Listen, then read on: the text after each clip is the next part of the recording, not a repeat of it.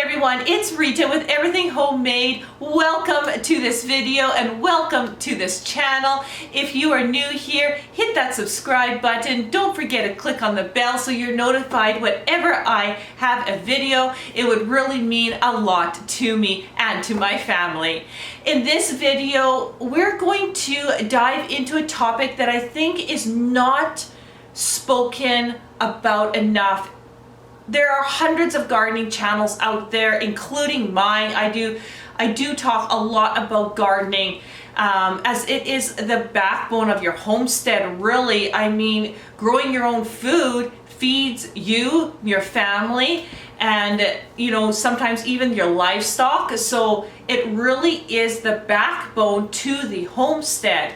And there's lots of videos out there that are talking, including my channel, how to grow things, how to store things, everything to do with growing and storing and drying and all that jazz. But there's not enough emphasis on recording or journaling or logbooking your progress in the garden, or how to make that garden journal so that you can have data on your garden. Because if you think about it, every year that you garden, you're creating data. You're creating data in which you can look back 1 to 2 years previous and go, hey, I started my plants on this date. That was a little too soon. Now I got these gigantic plants. Maybe I should wait a couple weeks, so let's start April 1st instead of middle of March. Oh man, these plants were beautiful. Remember that. But then you tell yourself, hey, remember, that you started those plants or those tomato plants April 1st. And then once the gardening season wraps up in the following year, you go, oh man, wait a minute. When did I start my tomato plants? When did I start my pepper plants? When did I start my leeks, my squash, my melons, so forth and so on? And you start sitting there, man, I wish I wrote that down. How many times have you told yourself or scolded yourself for not writing something down when you wish you did? Me, I'll raise both hands. If I could raise my legs up, I would raise those too. I am definitely a culprit of it. But I've also learned something, and I've learned the art of journaling. And so I'm going to show you how to journal. If you are absolutely new to this idea, going, okay, well, what do I write down? Like, seriously, okay, we're talking about the garden here. It's just, and really you could treat it like a diary. Only it's on the topic of gardening. What worked, what didn't work, what's on your wish list, what do you need to remember, when did you start things, when do you need to harvest things in general, when's your last frost date, when should you plant your trees in, what did you do that year, did you want to change things up, what is your garden plan? So I'm going to show you all of that. But I'm going to mention something really, really cool that really excites me. So most of you know I'm a cookbook author. I'm also a fiction author as well. And through that processing of self-publishing, I've now have my Everything Stevia book on Amazon. I have my whole wheat sourdough cookbook on Amazon. It's on KDP. So that way that Amazon can take care of all the printing. And it's just accessible to everybody worldwide. And thank you so much for ordering that book in advance. You know what? Every time that book gets purchased, it directly helps my family. So I really, really appreciate it. And so through that journey of, formatting, doing all of these, designing the covers, everything I've done myself. I have not outsourced anything. AI was not used to write the books. I've written them all. So there's a lot of hard work, a lot of hours goes into it. I don't even want to mention how many hours go into a cookbook.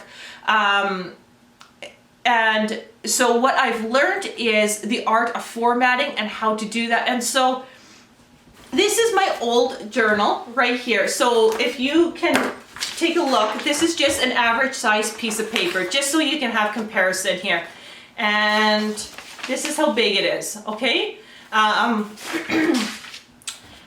used this for several years, but I've always wanted a better garden journal.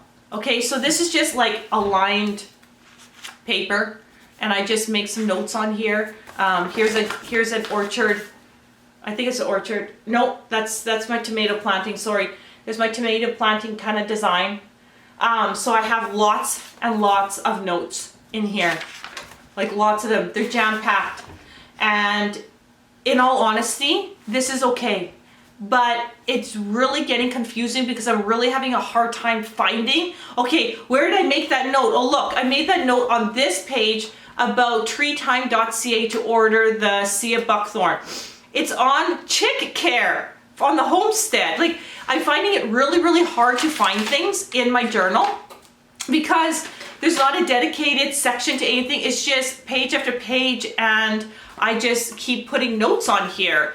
And so what I have come up with is that, so what I did was I went actually on Amazon because there's really nothing to buy gardening journals around here where I live anyway.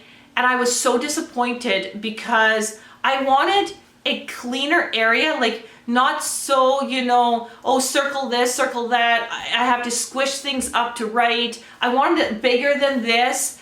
I wanted big open areas so I could write gardens. I wanted all these things, and I just couldn't find it. I literally could not find it. So I decided to make my own gardening journal that would really work for me. And at first, I made it for me because I needed a journal, and I knew that I could just print it off of a KDP and I could have my own gardening journal. And then as I was filling it out, I was like, what if other people or other gardeners are struggling the same as I am, and they're looking for the same kind of journal and can't find it? So it is now available also on Amazon, so check it out. Everything Homemade Gardening Journal and Logbook. Check it out. You won't be disappointed. You'll absolutely love it. I am sure of it. And I'm going to show you how to use it, and you are going to see why I created it the way that I created it, because the journal thinks like a gardener, okay? It is absolutely easy to use, and I can find things. Seriously, I can actually find things in it. So let's open it up. I'll go through each section, and I'll really show you how to really journal your garden. And so that way you don't forget anything, and it just keeps everything so organized. And believe it or not, when you do this, you actually grow a better garden because you're never late, you remember things, and it keeps you on track. Trust me, it really, really does. Organization pays off. Okay, so the very first page that you get to in this journal is just the date. So put down your date. I have 2024 because I made this journal this year. We're starting right from this year. So you have a little bit of a title page here. I've dedicated this journal to the gardeners. Love you all. Love you all. Okay, so the very first thing we're going to get into is I have a monthly calendar here. So January, February, March, April, and so forth and so on. What I like about this is that it is the full page. So instead of having, you know, a smaller page like this, we have an entire page to work with, and so I don't have to write so small. I hate writing small. Oh my word, I just want to get on here and write. So what I've done was I left a couple of pages empty here, this page empty just to show you, so it'll come like this, and all you do is write the numbers in, so that way this journal's good for whatever year. So I just go ahead and write in the numbers and go with it. Let's go with June right here. As you can see it in my screen, the best. So June is busy, okay? So I write here, hey, you know, usually around June 1st, we do popcorn, we do orchard corn, and I kind of take these 2 days. We really got to get that going. Planting those potatoes these days, this is just how my brain works. If you make your calendar a little different, go ahead. Like, this is just how my brain operates. I like to weed the orchards around the 3rd week here. We start harvesting stinging nettle. I always forget that, so I have that down here. And if you take a look at May right here, May's busy. I mean, I got tilled gardens, I've got beets, carrots, red beets and parsley planted. I also sell, crack and plant tomatoes and all kind of garden plants to the public. So this is my big selling time. Lots of little notes. A little bit, I have special notes here because sometimes I just have like one note or 3 or 4 other notes that I want for those months. I got to contact the clients to pick up their orders. And that doesn't just fall on one date, it's kind of in general. And so I just continue to write things down. And then, of course, you know, you get into July and August, and I keep making notes because I keep forgetting when the goldenrod needs to get harvested, which I make a note here, and when the wild peppermint and the catnip, all those kind of things for me are forgetful things. So I have it written down. Hey, don't forget that. So you have a quick overview calendar here, and same with October, when to plant my garlic and all that kind of stuff goes in here. So this is really awesome because the pages are the full-size page. There's lots of area to write, and it's just a really, really good way to have that overview of your garden. So I really utilize this. We're in November right now, so I'm working on this calendar right now. I've got to add some straw to the cat houses. Sometimes my homesteading, it doesn't just stop at gardening. Sometimes I add in some livestock stuff into this garden as well, like pulling the hoses, pull the batteries, a couple things, because I am already looking at this calendar. So then what I can do next year, I can go back and go, hey, okay, when did I start my plants? Well, I started tomatoes in April 1st. That's when I started. Started my watermelons April 18th. Was that too early? Was that not? For the sale plants, maybe I should actually start the second week in April because they were getting already almost too big by the time they were getting sold. So I can really see when I start and how I can tweak things. That's the purpose of this. So let's just continue to the next section, and this section here is what I call my reminder garden wish list. So I have some notes here that I have made throughout, and the kids' garden. So I have 6 kids, and each kid has its own garden, and there's some different things that they've mentioned to me throughout the year that I just put down here so I don't forget. The main garden, I'm doing a lot of changes. This is kind of what I'm thinking. I left some space in between kind of sections where I can like have a heading of my own, make notes about this greenhouse and that greenhouse as I go. Again, lots of area for me to write in and just continue to organize my thoughts. And I made this a fairly big section, so there's lots of room to write in there. The next section is the supplier list. Like, holy smokes, so many times I'll be like, okay, did I order those garden seeds from Vessie's? Did I order them from Richter's? Did I order them from Heritage? Some seeds I need to order, some seeds I don't. Where did I order those plum trees? Where did I order this? Where did I order the potatoes? All that kind of stuff. So this here, it just gives you a nice supplier list. The company, the contact, if you got a contact to that company, numbers, website, email, social media accounts, and what you purchased. So really nice to organize your thoughts, or really nice to organize the companies you ordered from. So again, I got some pages here to fill out with that. Then I have garden design. And then I have garden design. This is one of my favorites because I get a draw. Okay, so let's take a look here. So on this side of the page, I have a big area, and I've actually made you just a really simple garden. So this is my cherry orchard, and I have a little name here so you can name each one of your gardens. I have where my oak trees are, where my cherry trees are in relation to other things. On the other side of this page, I have an area where you can have notes, because I know that sometimes I like to make notes on stuff. In this particular garden, I don't need to, but you can have your full creativity. You can, draw actual plants and then write A and make notes here, whatever you want. I got another page, another garden here of design where this is the house garden. So this garden is right beside the house. That's why we call it the house garden. And this is where I had my beans here. I got my dill potatoes, white cucumbers I grew. So I just kind of have the layout so I know where I grew things. And so next year I can rotate this really nicely. Again, on this side, I got an area to make notes.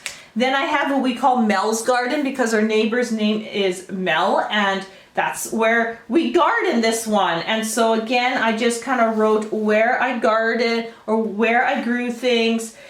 This is where she grew her stuff and what I put in. Then I have some more areas for other flower beds or gardens. And then I have a section in here too where I do not make a garden. I actually just leave it open. So I like this because sometimes my bigger gardens, I want to have whatever design I want. And this is my main garden design. So this is where I grew things this year. I had some ground cherries here, some popcorn, bush beans, parsley, carrots, some more potatoes, some peas, and so forth and so on. Again, I can really draw pictures. So here, let me find you a garden design somewhere. Everything's so much smaller, and it was really hard to write everything I needed. So this way, it's so much easier to write in when things are a little bit bigger and I don't gotta cram. And in here, I do make some notes beside this garden because it is the main garden. There's some things I do not want to plant, some things I do need to plant, some things I need to skip. Just some general notes here that I really want to remember when I design this garden for next year. Okay, so I do got some fairly good pages. I will continue to fill this out here. That way, you know what, you're not running out of space. The next one is a detailed plant list. So I get, you know how you buy plants and you get like tags or, you know, something that says something about the plant, whether that's, you know, the height, the growing zone, how to harvest it, etc. So what I've done is on this side here, I've just given general cues. So obviously your plant name, sometimes it's really important to write that scientific name down because varieties can be so close, depends on the plant. Zone hardiness, water needs, sun requirements, soil, dimensions, the height, sometimes really good to record that height, fertilizer, pests and diseases, stuff like that. So this here, you got lots of area to write. This other page, I'll just show you on one that I did not fill out. It looks like this. I've left it completely open. Now you might ask, why did I do that? Because this is where you can draw. This is where you can paste. So I pasted here my potato order actually right in here. I have everything that I've ordered. I wrote on here if I love it, it was okay with all these potato varieties. I have it right here. So you can like paste in these cards you buy. So this is dahlias, and I really want to keep this. So that way it's right here with the plant. I could put other notes in here too. Like you can just, it's treat it like a scrapbook. And this is what I love so much. This is what I want to do is I make it personally my own, and I can tape in here, I can glue in here, and the pages hold up beautifully. So there's a huge section here for this where you can, you know, write your favorite fruit trees, write some notes, create, you know, your creativity is however you want to put into this journal. Okay, so that's really cool. And it's just extra notes. So this is just a whole bunch of extra notes. You can do whatever you want with this.